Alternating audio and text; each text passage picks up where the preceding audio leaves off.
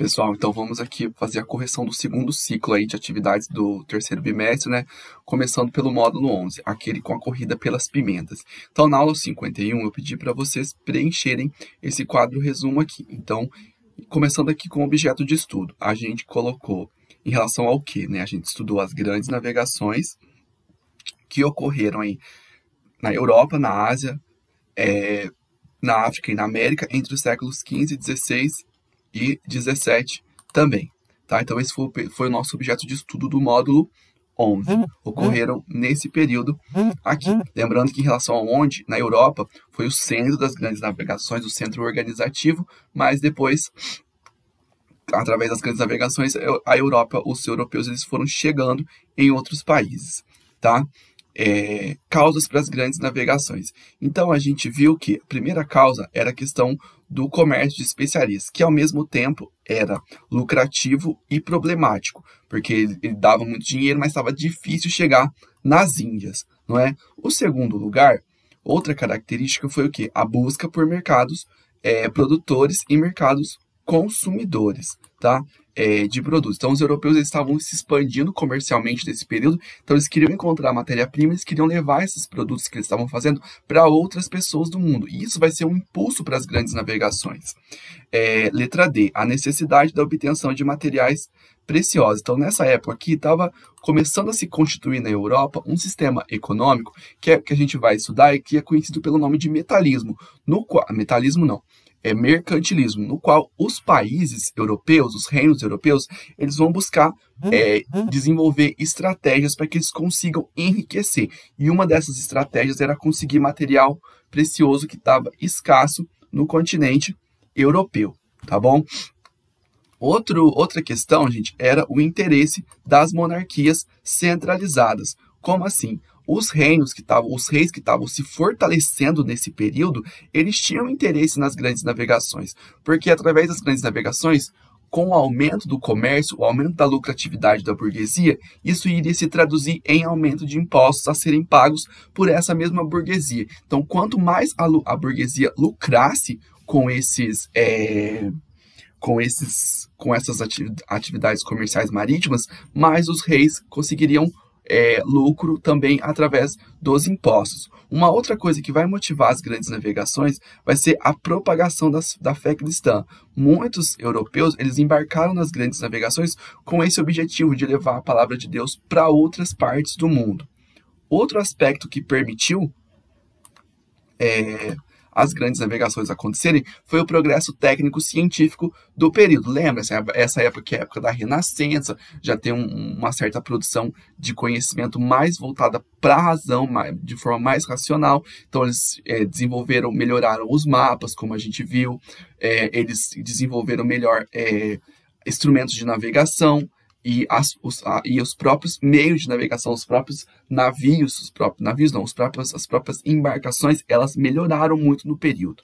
Uma outra coisa que vai ajudar nas grandes navegações, e isso é mais específico de Portugal, foi enquanto o pau estava comendo solto lá no restante da Europa, os espanhóis em guerra com os muçulmanos, os franceses com os ingleses, não sei quem com não sei quem, em Portugal estava tudo uma paz. Então o rei, ele tinha tranquilidade para que ele conseguisse coordenar, para que ele conseguisse se envolver em outras questões, porque o reino estava seguro, estava em paz em Portugal. Outra coisa foi a própria posição geográfica do reino português, né? Que já era voltado ali pertinho da África, como a gente viu, onde eles vão começar as grandes navegações, para onde eles vão atingir primeiro. E por último, aí, a procura do reino de Preste João, que era uma lenda que eles acreditavam que tinha um reino católico perdido no meio da África e eles precisavam dar uma ajuda para que esse reino não fosse sufocado e não caísse nas mãos dos muçulmanos ou das outras religiões africanas. A segunda parte do quadro aí pede para vocês completarem algumas questões em relação às grandes navegações portuguesas, né? Então, em relação aí às grandes navegações portuguesas, a gente tem a data e o lugar onde eles chegaram. Então, em 1415, eles chegaram na ilha de Ceuta. Em 1419, eles avançaram um pouquinho mais e atingiram a Ilha da Madeira. Em 1434, eles atingiram o arquipélago de Açores. Um pouco mais tarde, aí também em 1434, eles atingiram o Cabo do Bojador. Um pouquinho mais para frente, tá? Em 1443, eles atingiram o litoral da Senegâmbia. E em 1482, eles chegaram no Zaire. E em 1488, eles atravessaram o Cabo da Boa Esperança, tá? Que era o Cabo da Boa Esperança, que era a parte lá no sul da África, sabe? Aquele contorno lá do pezinho da África, eles contornaram nesse ano. Em 1498, eles chegaram às Índias, e no ano de 1500, eles chegaram ao Brasil. Depois dos portugueses, outras nações europeias, outros reinos europeus, se envolveram nas grandes navegações também, tá? A Espanha, por exemplo, iniciou as grandes navegações em 1492 e conquistou boa parte do continente americano, tá? A Inglaterra, ela atingiu, né, ela começou as grandes navegações em 1497 e atingiu vários pontos aí da América do Norte, principalmente Estados Unidos e Canadá. Em 1434, a França iniciou as grandes navegações e atingiu aí o Rio São Lourenço, parte do Canadá e também um pedaço dos Estados Unidos, do que hoje é os Estados Unidos. E no ano de 1580, os holandeses iniciaram as grandes navegações, né? Eles atingiram o Cabo, que ficava na África, algumas regiões ali da Ásia, né? Como Java, Ceilão, Molucas. Depois eles atingiram também Nova Amsterdã, lá, que seria Nova York, as Antilhas, na América Central, e, por um tempo, o Nordeste, aqui do Brasil, ok?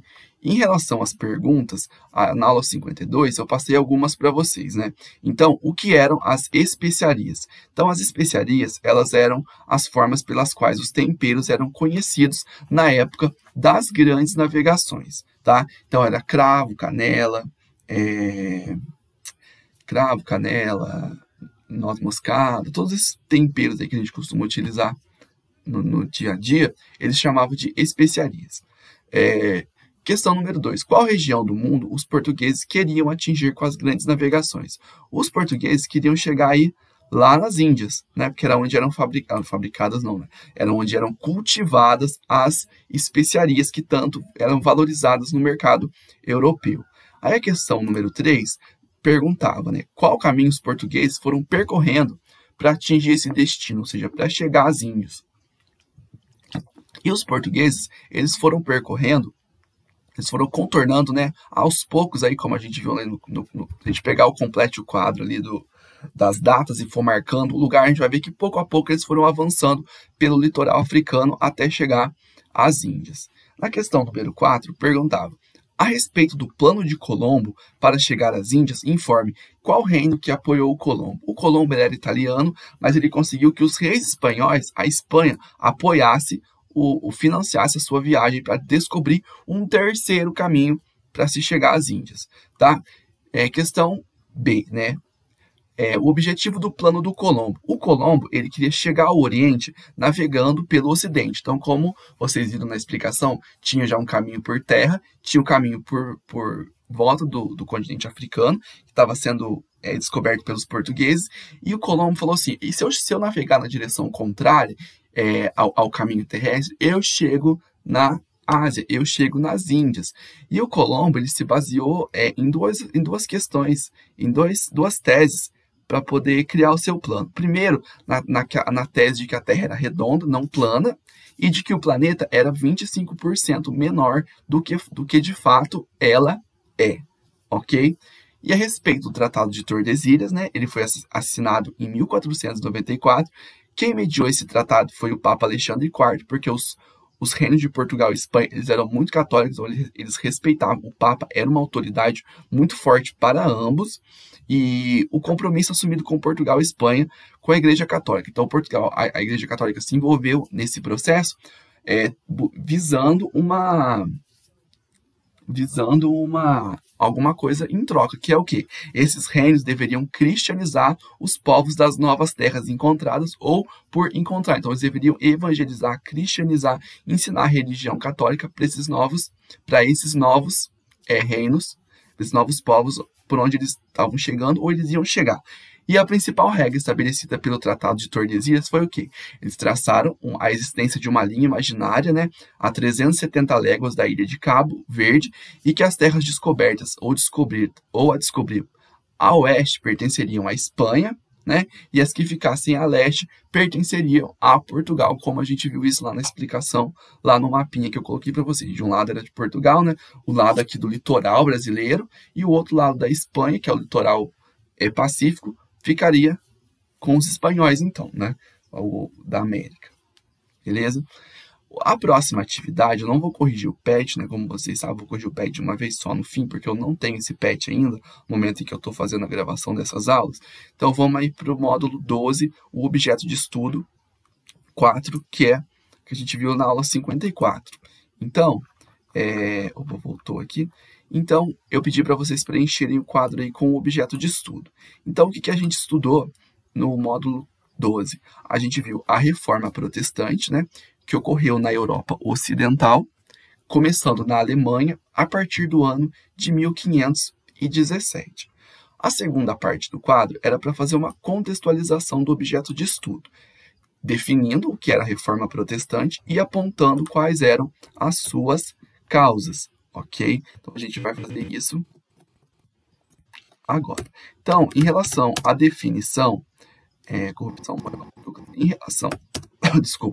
relação ao clero, a definição, então o que é a Reforma Protestante? A Reforma Protestante foi um conjunto de mudanças religiosas, né, que ocorreram lá na Europa em 1517, que originaram o cristianismo protestante, ou seja, que dividiu a religião cristã entre evangélicos e protestantes, tá? Entre evangélicos e protestantes, não, entre evangélicos e católicos. Quais foram as causas para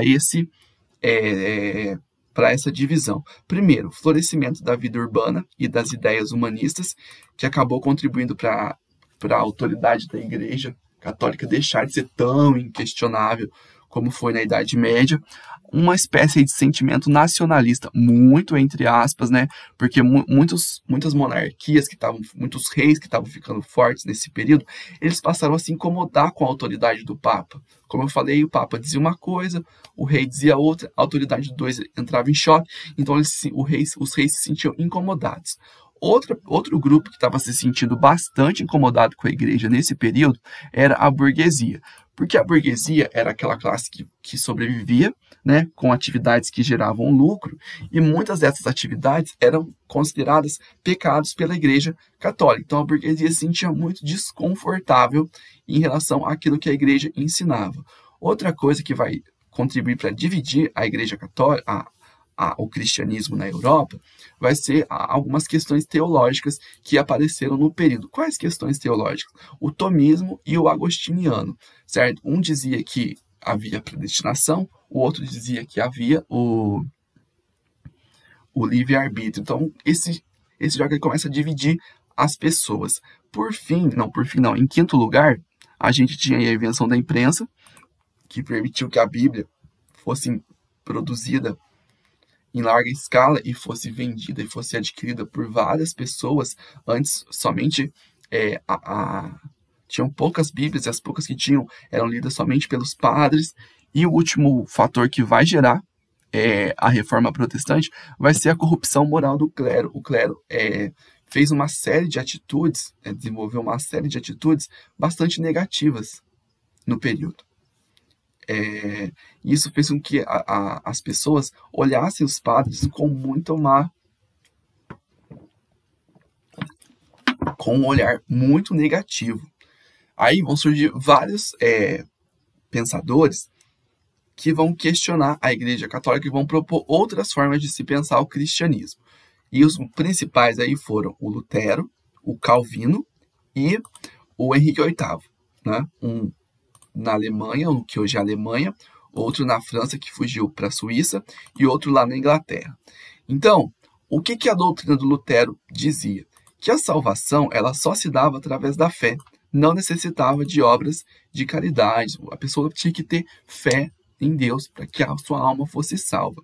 Ele só acreditava que a verdade das coisas, que a verdade sobre o mundo estava em apenas um lugar, que era nas Sagradas Escrituras, e não no que a igreja dizia, que a verdade ela estava na palavra de Deus, mas também estava na tradição da Igreja Católica. Nesse período, a gente teve aí dois sacramentos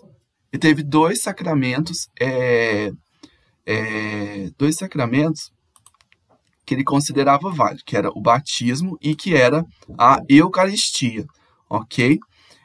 No quarto lugar, houve a supressão do celibato clerical, que ele também defendia, que era o culto aos santos e à Virgem Maria. Ele defendia que isso tinha que ser encerrado.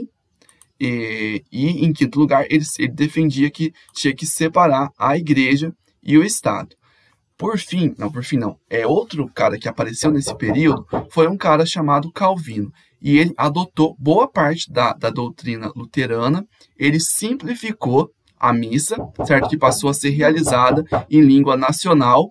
E ele passou também a pregar uma disciplina moral e religiosa muito rígida. Então, de todos esses daqui, o que mais falava assim que as pessoas tinham que ter uma retidão moral e física era o Calvino. E ele também defendia a predestinação. O que era a predestinação? Era a crença que a pessoa já nascia com seu destino traçado para a salvação ou então para a salvação ou então para a perdição. Ou seja, a pessoa já iria para o céu ou para o inferno no momento em que ela nascesse. Deus já determinaria isso. Outra doutrina que aparece nesse período é a doutrina anglicana.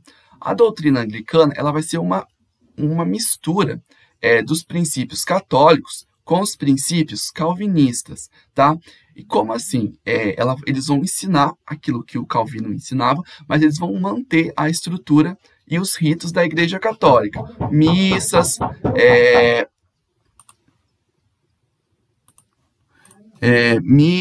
eles mantinham essa questão, certo? Eles mantinham essa questão. O anglicano, ele mantinha como eu vou tentar explicar de uma forma mais simples. Eles ensinavam o calvinismo, ok?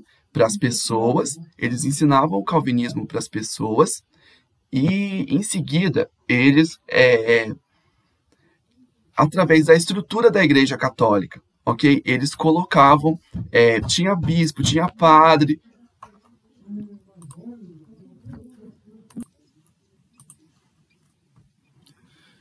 e por fim, né? O maior chefe da igreja anglicana, o que seria o Papa, é sempre o rei da Inglaterra. Então, hoje, a Elizabeth II lá, que é a rainha da Inglaterra, ela é o Papa dessa religião anglicana. Então, quando ela morrer, o filho dela vai se tornar o Papa, e por aí vai. Certo? Eles também propunham aí a livre interpretação da Bíblia e a salvação pela predestinação.